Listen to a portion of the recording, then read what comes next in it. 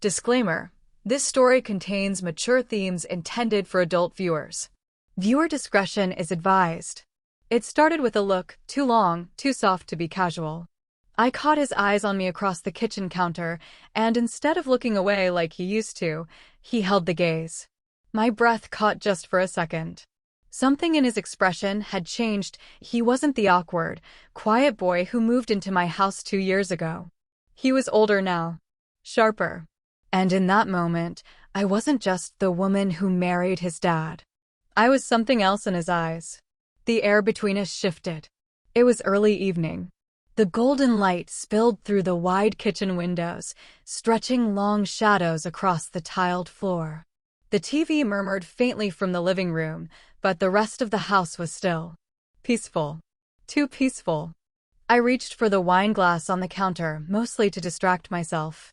My fingers brushed his when he handed it to me, and the touch lingered, just a second longer than necessary. Neither of us spoke. We didn't have to. The sound of the fridge humming. The clink of ice settling in a glass. The faintest scent of his cologne, something woodsy and clean. I suddenly noticed the way his t-shirt clung to his shoulders, the quiet confidence in how he leaned against the counter like he belonged there, like he belonged here. I turned away, unsure of the warmth rising in my chest. But even as I faced the sink, rinsing a dish that didn't need rinsing, I could feel his eyes still on me. My skin tingled where he had touched me.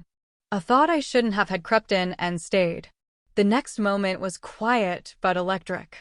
He stepped behind me, not too close, but close enough to feel. I held my breath. The water from the tap ran forgotten. My hands were still. His voice came low, close to my ear, and something about the way he said my name made the hairs on my neck stand up. That was the spark. No words, no lines crossed. But the door, whatever door it was, had opened. And neither of us moved to close it. This was the moment I knew something was coming. Something that couldn't be undone. The next few days felt different, quieter, but charged. Every conversation carried an undercurrent neither of us could name. I caught myself watching him without realizing it, the same way he watched me, not out of curiosity, but with a kind of knowing. It wasn't wrong. Just unspoken. That evening, I was folding laundry in the living room when he walked in, sleeves rolled up, phone in hand. "Need help with that?" he asked. His voice was easy, but his eyes said something else, something almost protective. "I'm fine," I said, smiling faintly. "You should be out with your friends instead of stuck here." He shrugged. "I don't mind being here." He reached for the laundry basket, and our fingers brushed. The contact was light, almost accidental, but I felt it like a pulse. For a second, I forgot to breathe. His eyes flicked to mine, quick, uncertain, then away. We continued folding in silence, though the silence said everything. He broke it first. "You ever notice how quiet this house gets?" I nodded. "Sometimes it feels like it's waiting for something." He smiled, soft and thoughtful. "Yeah, waiting for someone to say what they mean." That sentence stayed with me long after he walked away. Later that night, I found myself on the back porch. The air was cool, the sky clear. I pulled my sweater tight, listening to the hum of crickets. He came out a few minutes later, a mug of tea in his hand. "Thought you might want this," he said, setting it beside me. "Thank you." We stood there, side by side, the world around us still. I could feel his warmth through the space between us, not touching, but close enough to feel safe. When I turned to thank him again, he met my eyes. Neither of us looked away this time. There was no need to. It wasn't a confession or a promise, just a quiet, human moment that felt like more than words. And in that stillness, something shifted again, not louder, not bolder, but deeper. We didn't talk about it, whatever it was, but it hung between us like thick summer air. Every glance lasted a second too long. Every word felt like it carried a hidden weight. And yet, we kept orbiting each other, too cautious to name it, too drawn in to pull away. He'd started coming home earlier. I noticed. I told myself it meant nothing. That afternoon, I found him in the garage, working under the hood of his car. The sun streamed through the open door, lighting the dust in the air like glitter. He wiped his hands on a rag and glanced up when I stepped in. "You needed something?" he asked, voice lower than usual. I shrugged, trying to sound casual. "Just wondering where you went." His eyes held mine. Not a flicker. Not a smile. Just steady and full of something I didn't want to name. "I was thinking," he said after a pause, "about how things change. How people change." I nodded slowly. "Some changes are hard to explain." He stepped closer. "Yeah, like when someone suddenly feels different." There was a long silence. His arm brushed mine as he passed by to set down the wrench. The contact was light, but it lingered in the space between us like a ghost. I swallowed hard. "We can't, I know," he said quickly, but his voice broke slightly. "I know." We stood in that still moment, the only sounds the ticking of the car engine and the birds outside. His hand rested on the edge of the workbench beside mine. Close. Barely an inch between our fingers. He didn't move. "Neither did I. I think about it too much," he said quietly. "So do I whispered. His breath hitched, just a little. He turned toward me fully now. Our faces were inches apart. He looked at me like he was searching for permission. My heart was racing. I felt it in my throat, in my fingertips. "I shouldn't feel this way," I said, barely audible. "But you do," he replied, not asking, just knowing. My lips parted. His hand hovered near mine, not touching, but I could feel the warmth radiating off of him. He leaned in, just slightly, enough to make the moment unbearable. Then came a sound. A door creaked somewhere in the house. We both froze. After the sound, we didn't speak. We just stepped apart. Not because we wanted to, but because we had to. The next few days were quiet. Careful. But that distance only made it worse. Tonight, the house was silent again. He came downstairs after everyone else was asleep. I was in the living room, curled up under a blanket, a half-finished movie playing just for background noise. He paused in the doorway. "I couldn't sleep," he said, his voice soft. "Me neither." He hovered like he wasn't sure he should stay. I patted the spot beside me without thinking. The couch creaked as he sat down. Not too close, but close enough to feel. I could smell the faint hint of soap on his skin, see the quiet rise and fall of his chest. The light from the TV flickered across his face, casting shadows that made him look older. Or maybe just more real. We laughed at something on screen, too loud, too fast, both of us nervous. I felt my hand resting near his. He didn't move away. Neither did I. Time slowed. My heart picked up. I was painfully aware of how close we were. Every breath, every glance, every silent second seemed to shout. He turned slightly. Our knees brushed. Not by accident. I looked at him. "This isn't, I know," he said, his voice low, his eyes unreadable. "But I'm not pretending anymore." My throat tightened. "What are we doing?" "I don't know," he whispered. "But I don't want to stop." The silence that followed was louder than any words. He leaned in a little, slowly, carefully, like he was giving me time to pull away. But I didn't. I saw it all in his face. Doubt. Want. Restraint. We were suspended in a moment so full it hurt. My hand moved slightly, brushing his. It was deliberate this time. We both felt it. He raised his hand, gently pushing a strand of hair from my face.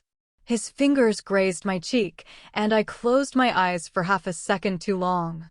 When I opened them, he was closer. Our foreheads almost touched. His breath was warm. My lips parted and his eyes dropped, just for a second, then back to mine. The room disappeared. Then footsteps creaked on the stairs. We pulled back. Breathless. Silent. Everything unsaid hung in the air. The door creaked and she froze. He was standing there, eyes wide, holding the envelope she'd hidden for months. His father's name was on it. "What is this?" he asked. Her heart slammed against her ribs. The letter wasn't meant to be found, not yet. It told everything: the debt, the deal, the reason she'd married his father in the first place. "You wouldn't understand," she said, her voice trembling. "Try me." The air felt thick. Not because of attraction, but because every word could tear the family apart. He stepped closer, not to touch her, but to see her face. "You're lying again," he whispered. She looked away, tears catching in the low light. "You don't know what I've done to keep this family safe." The house was quiet again. Too quiet. She stood at the sink, rinsing a glass that didn't need rinsing. Her thoughts were a storm, his voice, his nearness, the way they almost lost control the night before. She couldn't stop thinking about it. She turned off the tap, heart racing before she even heard his footsteps behind her. "I needed to see you," he said from the doorway. Her hand tightened on the edge of the counter. "This isn't right." "We said, I know what we said," he cut in, voice low but steady. "But I can't keep pretending like it's not happening." She turned, her eyes meeting his. This time, neither of them looked away. "I'm scared," she whispered. "So am I."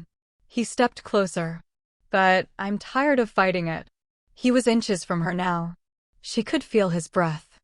Her chest rose and fell faster. His hand reached out, stopping just short of her face. "I don't want to hurt anyone," she said. "Then tell me to leave," he said, voice barely audible. "Right now. And I will." Silence. She didn't move.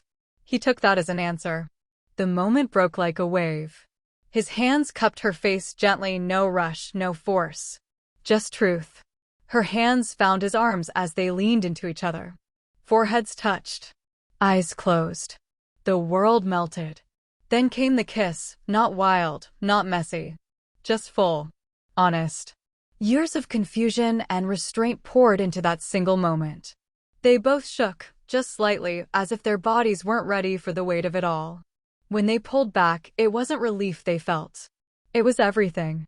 "What are we doing?" she asked again, softer now. "Something we can't take back," he said. "But I don't care." She took a shaky breath. "Then we need to stop lying. Not just to everyone else. To ourselves." Before he could speak, her phone buzzed loudly on the counter. She glanced at the screen and froze. His father. Calling. Right now. Her hand hovered over it, the air suddenly thick with reality again. He watched her, eyes wide. A choice had to be made. The call went to voicemail. But it had already changed everything. She stood frozen, hand still hovering over the phone. He didn't speak, he didn't have to. The choice wasn't just about him. It was about the truth that would follow. She finally looked up. "I can't live two lives," she said, voice barely steady. "If I keep this secret, I'll lose myself." He stepped closer, voice low but clear. "Then let's stop hiding." It was terrifying, but freeing. They didn't run. They didn't plan. They just stayed. In the silence. Together. She reached for his hand, slow, certain. He gripped it back with the same quiet intensity. They weren't escaping anymore. They were owning the moment. Every risk, every ripple, every consequence. Later, they sat on the back porch, wrapped in the cool night air. A soft blanket around their shoulders, stars scattered above them. The chaos of the house, the weight of the world, none of it touched them there. He brushed a strand of hair from her cheek, his touch careful, respectful. "You still scared?" he asked. "Terrified," she replied, with a smile that finally reached her eyes. "But I'm done pretending." He leaned in, and this time, the kiss wasn't stolen or secret. It was real. It was slow, deep, the kind of kiss that said, "We're not going back." No more confusion. No more hiding. Just them. For once, it wasn't about what was forbidden, it was about what was true. They pulled apart, resting against each other, breath warm in the quiet night. "Whatever happens next," she said, "at least it's real." He nodded, fingers interlacing with hers. It didn't matter what the world thought. This was theirs. And somehow, that made it worth every second.